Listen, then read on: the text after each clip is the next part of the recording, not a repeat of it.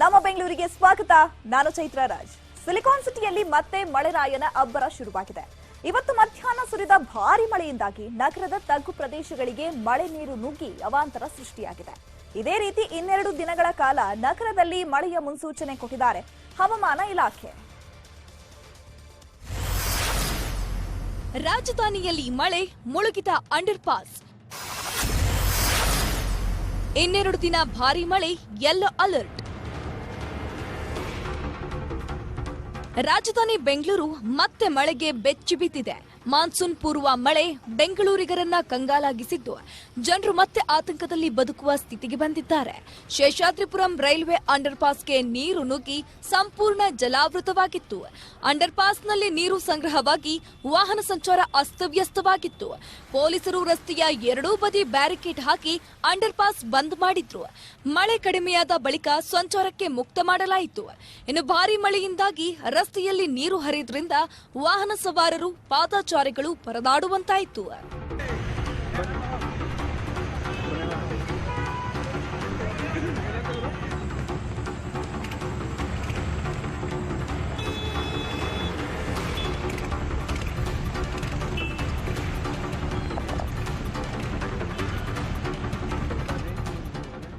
ಶೇಷಾದ್ರಿಪುರಂನ ಯಮುನಾಬಾಯಿ ರಸ್ತೆ ಕೂಡ ಸಂಪೂರ್ಣ ಜಲಾವೃತಗೊಂಡಿತ್ತು.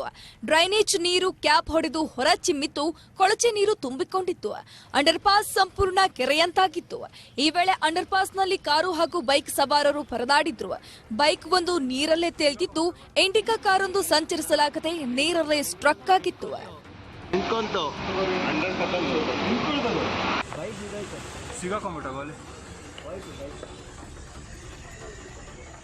ಇನ್ನು ಇದೇ ಶೇಷಾದ್ರಿಪುರಂ ಅಂಡರ್ ಪಾಸ್ ಬಳಿ ನೀರು ನಿಂತಿರುವ ವೇಳೆಯೇ ಆಂಬ್ಯುಲೆನ್ಸ್ ಒಂದು ಹಾದು ಹೋಗಲು ಪರದಾಡಿದ ಘಟನೆ ಕೂಡ ಜರುಗಿತು.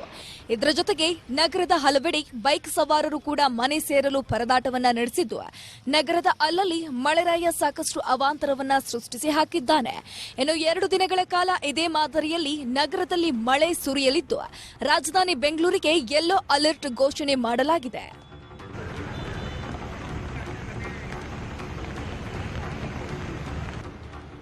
Majestic, Hudson circle, Lalbagh, town hall, Mysuru road ಸೇರಿದಂತೆ ಹಲವೆಡೆ ಭಾರಿ ಮಳೆ ಸುರಿಯಿತು. ಸಂಜೆಯಾಗ್ತಿದ್ದಂತೆ ಮತ್ತೆ ಗುಡುಗು ಸಹಿತ ಮಿಂಚು ಸಹಿತ ವಿಧಾನಸೌಧದ ಸುತ್ತಮುತ್ತ ಧಾರಾಕಾರ ಮಳೆ ಸುರಿಯಿತು. ರಸ್ತೆಗಳಲ್ಲಿ ಬೈಕ್ ಸವಾರರು ಪರದಾಡಿದ್ರು. ಬಸ್ ನಿಲ್ದಾಣಗಳ ಬಳಿ ಪ್ರಯಾಣಿಕರು ಆಶ್ರಯವನ್ನ ಪಡೆಯುವಂತಾಯಿತು. ಮಳೆಯಿಂದ ತಪ್ಪಿಸಿಕೊಳ್ಳಲು ಜನರು ಬೈಕ್ಗಳನ್ನ ಅಡ್ಡಾದಿಡ್ಡಿ ನಿಲ್ಲಿಸಿದ್ರಿಂದ ಕಾರ್ಪೊರೇಷನ್ ಸರ್ಕಲ್ನಲ್ಲಿ ಟ್ರಾಫಿಕ್ ಜಾಮ್ ಕೂಡ ಆಯಿತು.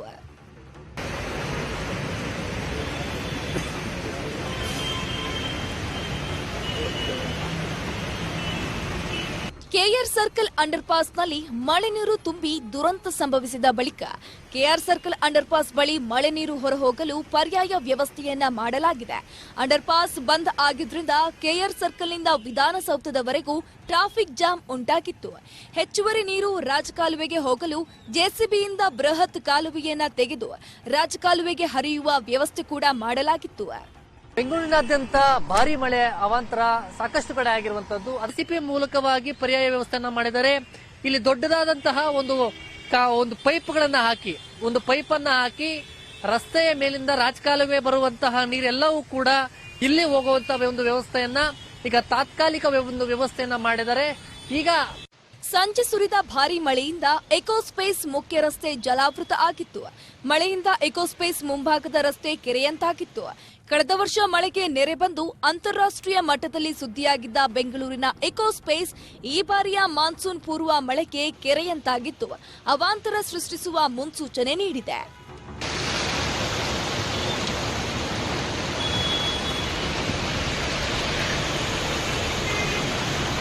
ವೈಟ್ ಫೀಲ್ಡ್ ಬಳಿಕ ಕಾಡುಗೋಡಿ ಮೆಟ್ರೋ ಸ್ಟೇಷನ್ಗೂ ಮಳೆ ನೀರು ನುಗ್ಗಿತ್ತು.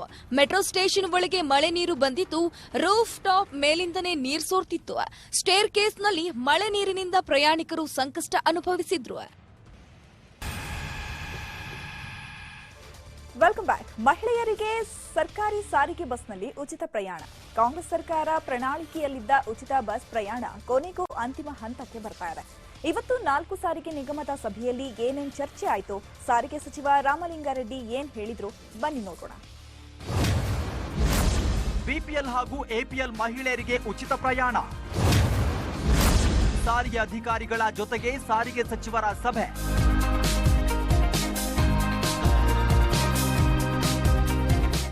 ಕಾಂಗ್ರೆಸ್ ಪಕ್ಷದ ಪ್ರಮುಖ 5 ಗ್ಯಾರಂಟಿ ಘೋಷಣೆಗಳಲ್ಲಿ ಮಹಿಳೆಯರಿಗೆ ಉಚಿತ ಬಸ್ ಸಂಚಾರ ಬಹುತೇಕ ನಿಶ್ಚಯ ಆಗಿದೆ. ಕೆಲವು ಕಡೆ ಈಗಾಗಲೇ ನಾವು ಟಿಕೆಟ್ ದುಡ್ಡು ಕೊಡಲ್ಲ, ಸರ್ಕಾರ ಫ್ರೀ ಎಂದು ಹೇಳಿದೆ ಅಂತ ಹಠ ಹಿಡಿಯುತ್ತಿದ್ದಾರೆ.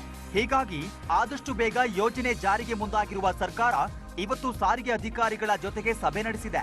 ಸಾರಿಗೆ ಸಚಿವ ರಾಮಲಿಂಗಾರೆಡ್ಡಿ 4 ನಿಗಮದ ಎಂಡಿ ಹಾಗೂ ಹಿರಿಯ ಅಧಿಕಾರಿಗಳ ಜೊತೆ ಸಭೆ ನಡೆಸಿ ಮಹಿಳಾ ಪ್ರಯಾಣಿಕರ ಉಚಿತ ನೀಡುವ ನಿರ್ಧಾರದ ಸಾಧಕ ಬಾಧಕ ಬಗ್ಗೆ ಚರ್ಚೆ ನಡೆಸಲಾಯಿತು. ಎಷ್ಟು ಖರ್ಚು ಎಷ್ಟಾಗುತ್ತೆ ಅನ್ನೋದನ್ನ ಒಂದು ಡೀಟೇಲ್ ಆಗಿ ಒಂದು ರಿಪೋರ್ಟ್ ಕೊಡಿ ಅಂತ ಕೇಳಿದ್ದಾರೆ.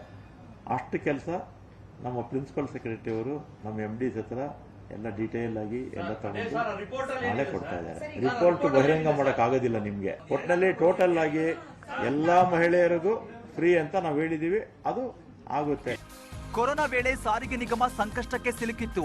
ವೇತನ ನೀಡಲು ರಾಜ್ಯ ಸರ್ಕಾರದ ಸಹಾಯಧನ ಪಡೆಯುವಂತಾಯಿತು. 4 ನಿಗಮದ ಆರ್ಥಿಕ ಪರಿಸ್ಥಿತಿ, ಲಾಭ ನಷ್ಟದ ಬಗ್ಗೆ ಅಧಿಕಾರಿಗಳ ಜೊತೆ ಚರ್ಚೆ ನಡೆಸಿದ್ರು. ಬಿಪಿಎಲ್, ಎಪಿಎಲ್ ಸೇರಿದಂತೆ ಎಲ್ಲ ಮಹಿಳೆಯರಿಗೆ ಸಾರಿಗೆ ಬಸ್ನಲ್ಲಿ ಉಚಿತ ಪ್ರಯಾಣ ಇರಲಿದೆ. ಯಾವುದೇ ನಿರ್ಬಂಧಗಳು ಇರುವುದಿಲ್ಲ ಎಂದಿರುವ ಸಚಿವರು ಅಂತಿಮ ನಿರ್ಧಾರ ಸಿಎಂ ತೆಗೆದುಕೊಳ್ಳಲಿದ್ದಾರೆ ಎಂದಿದ್ದಾರೆ.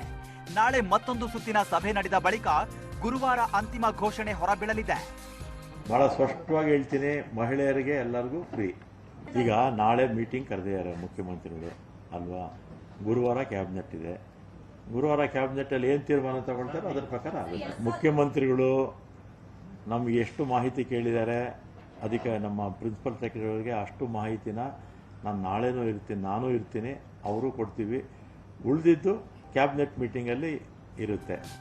ಉಚಿತ ಪ್ರಯಾಣಕ್ಕೆ ಪಾಸ್ ನೀಡುವ ಬಗ್ಗೆ ಸರ್ಕಾರ ನಿರ್ಧಾರ ತೆಗೆದುಕೊಳ್ಳುತ್ತಿದ್ದ ಹಾಗೆ ತೃತೀಯ ಲಿಂಗಿಗಳಿಗೂ ಉಚಿತ ಸಂಚಾರ ನೀಡಬೇಕು ಅಂತ ತೃತೀಯ ಲಿಂಗಿಗಳು ಒತ್ತಾಯ ಮಾಡಿದ್ದಾರೆ. ನಮ್ಮನ್ನು ಮಹಿಳೆಯರು ಅಂತ ಪರಿಗಣಿಸಬೇಕು, ನಮಗೂ ಬಸ್ಗಳಲ್ಲಿ ಓಡಾಡಲು ಉಚಿತ ಪಾಸ್ ನೀಡಬೇಕು, ಜೊತೆಗೆ ನಮಗೆ ಅಂತಲೇ ಕೆಎಸ್ಆರ್ಟಿಸಿ ಹಾಗೂ ಬಿಎಂಟಿಸಿಯಲ್ಲಿ ಪ್ರತ್ಯೇಕ ಸೀಟ್ ನಿಗದಿ ಮಾಡಬೇಕು ಅಂತ ಒತ್ತಾಯ ಮಾಡಿದ್ದಾರೆ. ಒಂದು ಏನು KSRTC ಮತ್ತು BMTCದು ಏನು ಒಂದು ಉಚಿತ ಸಾರಿಗೆ ವ್ಯವಸ್ಥೆ ಮಾಡ್ತಿದ್ದಾರೆ, ಅದರಲ್ಲಿ ನಮ್ಮ ಸಮುದಾಯದವ್ರಿಗೂ ಸಹ ಒಂದು ಉಚಿತವಾಗಿ ಸಾರಿಗೆ ವ್ಯವಸ್ಥೆಗಳನ್ನ ಕಲ್ಪಿಸ್ಕೊಡ್ಬೇಕು. ನಮ್ಮ ಸಮುದಾಯದವ್ರಿಗೆ ಅಂತ ಒಂದು ಪ್ರತ್ಯೇಕ ಸೀಟ್ಗಳನ್ನ ಸಹ ಈಗ ಒಂದು ಎಲ್ಲ ಸಾರಿಗೆ ಬಸ್ಗಳಲ್ಲಿ ಪ್ರತ್ಯೇಕ ಒಂದು ಸೀಟ್ಗಳನ್ನ ರಿಸರ್ವೇಷನ್ ಥರ ಮಾಡಬೇಕು ಅಂತ ನಾನು ಕೇಳಕ್ಕೆ ಇಷ್ಟಪಡ್ತೀನಿ. ಸರ್ಕಾರಿ ಸಾರಿಗೆಯಲ್ಲಿ ಉಚಿತ ಸಂಚಾರಕ್ಕೆ ಸರ್ಕಾರ ಮುಂದಾಗ್ತಾ ಇದ್ದ ಹಾಗೆ ಖಾಸಗಿ ಬಸ್ನಲ್ಲೂ ಉಚಿತ ಸಂಚಾರಕ್ಕೆ ಅವಕಾಶ ಕೊಡಬೇಕು ಅಂತ ಮಾಜಿ ಸಚಿವ ಸುನಿಲ್ ಕುಮಾರ್ ಟ್ವೀಟ್ ಮಾಡಿದ್ದಾರೆ. ಆದರೆ ಸಾಮಾಜಿಕ ಜಾಲತಾಣದಲ್ಲಿ ಮಾಜಿ ಸಚಿವ ಟ್ವೀಟ್ಗೆ ಆಕ್ರೋಶ ವ್ಯಕ್ತವಾಗಿದೆ.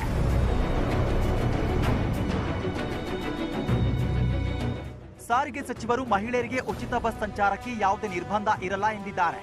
ಜೊತೆಗೆ ಅಂತಿಮ ನಿರ್ಧಾರ ಸಿಎಂ ತೆಗೆದುಕೊಳ್ತಾರೆ ಎಂದಿದ್ದಾರೆ. ಕಂಪ್ಲೀಟ್ ಸ್ಪಷ್ಟನೆ ಸಿಗಬೇಕು ಅಂದ್ರೆ ಇನ್ನೊಂದು ದಿನ ಕಾಯುವುದು ಅನಿವಾರ್ಯ.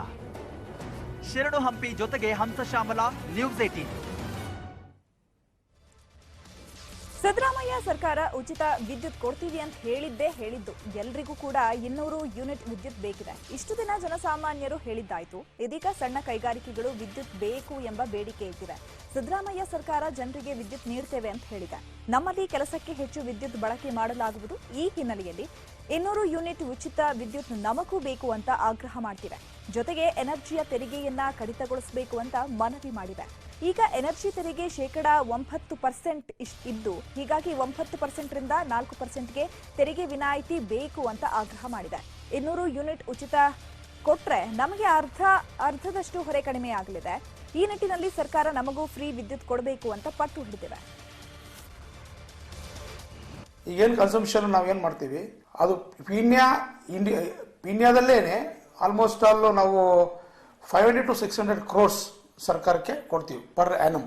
ಇದಲ್ದೇನೆ ಈಗೇನು ಆ ಬಿಲ್ಲಲ್ಲಿ ತಾವು ನೋಡಿರ್ತೀರಾ ಎನರ್ಜಿ ಟ್ಯಾಕ್ಸ್ ಅಂತ ಹಾಕ್ತಾರೆ. ಆ ಎನರ್ಜಿ ಟ್ಯಾಕ್ಸ್ನ ನಾವು ಸುಮಾರು ಒಂದು 5 ರಿಂದ 6 ವರ್ಷದಿಂದ ಕೊಡ್ತಾನೆ ಇದ್ದೀವಿ. ಆ 9% ಏನಿದೆ ಅದನ್ನ 4% ಮಾಡಿಕೊಡಿ. ಅದು ನಿಮಗೆ ರೆವಿನ್ಯೂ ಲಾಸ್ ಅಂತೂ ಆಗಲ್ಲ, ನಿಮಗೆ ರೆವಿನ್ಯೂ ಕಮ್ಮಿ ಆಗ್ಬೋದು. ಬಟ್ ಅದು ಬೆಂಗಳೂರಿನ ಟ್ರಾಫಿಕ್ ಜಾಮ್ನಲ್ಲಿ ನಡೆದಿರುವ ಘಟನೆ ವೈರಲ್ ಆಗಿದೆ. ಬೆಂಗಳೂರು ಪೀಕ್ ಟ್ರಾಫಿಕ್ ಟೈಮ್ ಹೇಗಿರುತ್ತೆ ಅನ್ನೋ ಬಗ್ಗೆ ಸಾಯಿ ಚಂದ್ ಎಂಬ ವ್ಯಕ್ತಿ ಇನ್ಸ್ಟಾಗ್ರಾಂ ಖಾತೆಯಲ್ಲಿ ವಿಡಿಯೋ ಹಂಚಿಕೊಂಡಿದ್ದಾರೆ.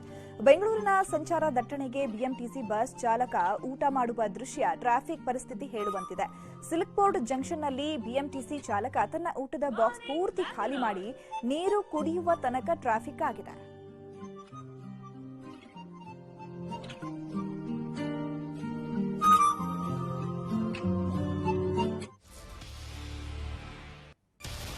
ಸುದ್ದಿ ಮುಂದುವರಿಯುತ್ತೆ ಬ್ರೇಕ್ ಆದ್ಮೇಲೆ.